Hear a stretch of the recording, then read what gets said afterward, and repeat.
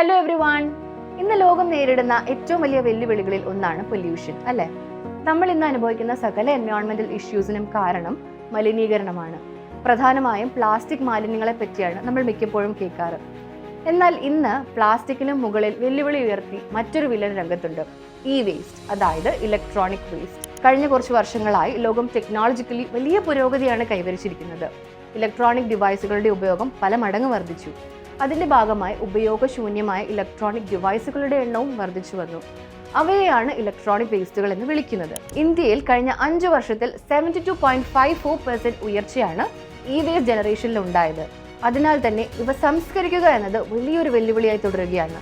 പ്രധാനമായും ഇന്ത്യയെ പോലുള്ള ഡെവലപ്പിംഗ്, അണ്ടർ ഡെവലപ്ഡ് രാജ്യങ്ങളിൽ computer, mobile phone, TV, refrigerator, batteries തുടങ്ങി ഓരോ ദിവസവും ലക്ഷക്കണക്കിന് ടൺ ഇ വേസ്റ്റ് ആണ് ഭൂമിയിൽ സൃഷ്ടിക്കപ്പെടുന്നത്. ഇത്തരം മാലിന്യങ്ങളിൽ അടങ്ങിയിട്ടുള്ള വിഷവസ്തുക്കളായ മെർക്കുറി, ലെഡ്, കാഡ്മിയം തുടങ്ങിയവ മനുഷ്യനും പ്രകൃതിക്കും വലിയ ദോഷം ചെയ്യുന്നവയാണ്. അതേസമയം പല ഇ വേസ്റ്റുകളിൽ ഗോൾഡ്, സിൽവർ, കോപ്പർ തുടങ്ങിയ വാല്യുബിൾ മൂലകങ്ങളും അടങ്ങിയിട്ടുണ്ട്. ഇവയെ കൃത്യമായി ഡിസ്പോസ് ചെയ്യുക എന്നതാണ് പ്രധാനം. അതിന് ഏറ്റവും അനുയോജ്യമായ മെത്തേഡ് റീസൈക്ലിംഗ് ആണ്. അങ്ങനെ യൂസബിളായ മെറ്റൽസ് ആൻഡ് പ്ലാസ്റ്റിക് എന്നിവ വേർതിരിച്ചെടുത്ത് പുതിയ ഉൽപ്പന്നങ്ങൾ നിർമ്മിക്കാൻ പറ്റും. മറ്റുള്ളവ പ്രോപ്പറായി ഡിസ്പോസ് ചെയ്യാവുന്നതാണ്.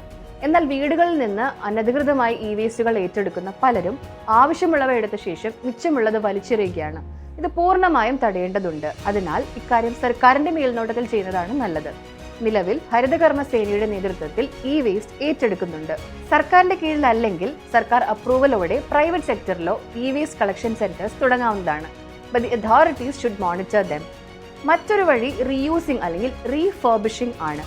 ചില ഓൾഡ് ഡിവൈസസ് ചെറിയ റിപ്പയറിംഗ് ചെയ്താൽ വീണ്ടും ഉപയോഗിക്കാൻ സാധിക്കുന്നവയാണ്. അത് വേസ്റ്റിന്റെ അളവ് കുറയ്ക്കാൻ സഹായിക്കും. നേച്ചർ അത്രയും ഇമ്പോർട്ടൻ്റ് ആയിട്ടുള്ള ഒരു സംഗതിയാണ്. അതിനെ വരുന്ന ജനറേഷന് വേണ്ടി നമ്മൾ പ്രൊട്ടക്ട് ചെയ്യണം. വേസ്റ്റ് മാനേജ്മെന്റിന് അതിൽ വലിയൊരു പങ്ക് വഹിക്കാനുണ്ട് നിങ്ങൾക്കും. നിങ്ങളുടെ വീടുകളിൽ ഇ വേസ്റ്റ് ഉണ്ടെങ്കിൽ dispose it properly. Don't kill our nature. Let's protect what protects us. മറ്റൊരു ടോപ്പിക്കുമായി വീണ്ടും കാണുന്നതുവരെ ബൈ ദെൻ.